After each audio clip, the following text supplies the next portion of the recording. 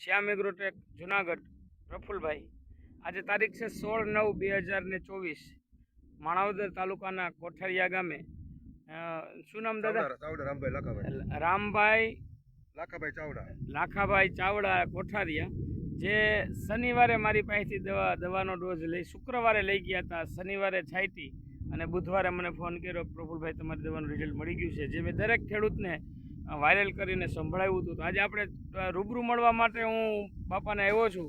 તો દરેકને બાપા ભલામણ કરવા માટે માગે છે અને બાપા દરેકને પોતાની મગફળી કેવી હતી અને અત્યારે કેવી થઈ ગઈ છે બતાવવા માગે છે. તો દાદા, સૌથી પહેલાં તમે જ્યારે મારી પાસે ડોઝ લઈ ગયા ત્યારે મગફળીની અંદર શું પ્રોબ્લેમ હતો તમારે? મગફળી પીરી પડી જતી હતી અને અવા છોડ હતા. હા હા, અવા છોડ હતા અને પીરી પડી જતી હતી ને મૂરિયામાં જે પેલી ગાંઠું હોય એ ગાંઠું નહોતી, નાઇટ્રોજન ગાંઠું નહોતું. હા, પછી દવા છાંટ્યા પછી આ આવી માંડવી થઈ ગઈ, રિઝલ્ટ આવી ગયું. કેટલા દિવસમાં બાપા આવું? 10 દિવસમાં. 10 દિવસમાં. દરેક ખેડૂત એવું કહે છે કે 10 દિવસની અંદર આવા દોડવા, નવા બીબડા, નવા ગરભોલા ને એવું ન થાય. તો એના વિશે તમે શું કહેવા માંગો છો? હકીકતમાં થાય એ ભલે કેવા વાળા, હા, પણ 10 દિન અંદર મારે આવું રિઝલ્ટ આવ્યું એ પાકું. એમ ને? હા, દરેક ખેડૂત એવું જ કહે છે કે 10 દિવસની અંદર આવું રિઝલ્ટ મળે છે. નહીં, મારે આવ્યું રિઝલ્ટ. જો તમે આ નજરે છે ને આ જોઈ લ્યો. હા, એ શનિવારનો છોડ છે અને આ કેટલા આજે? આજનો છોડ. આજનો છોડ. કેટલા દિવસનો ડિફરન્સ છે? 10 દિવસની અંદર આવું થઈ ગયું ને? હા, 10 દિવસ. દરેક ખેડૂતને તમે શું ભલામણ કરો છો મારા વિશે, મારા એગ્રો વિશે અને મારી દવા વિશે? શ્યામ એગ્રો માંથી દવા હંમેશા લેવી જોઈએ, ખાતર ને દવા. હા, અને સાટો એટલે તમારે રિઝલ્ટ આવ્યા વગરનો છૂટકો નથી. એમ ને? તમે ગેરંટી આપો છો? હા, ગેરંટી આપો. 100% રિઝલ્ટ મળશે? 100%. એમ ને?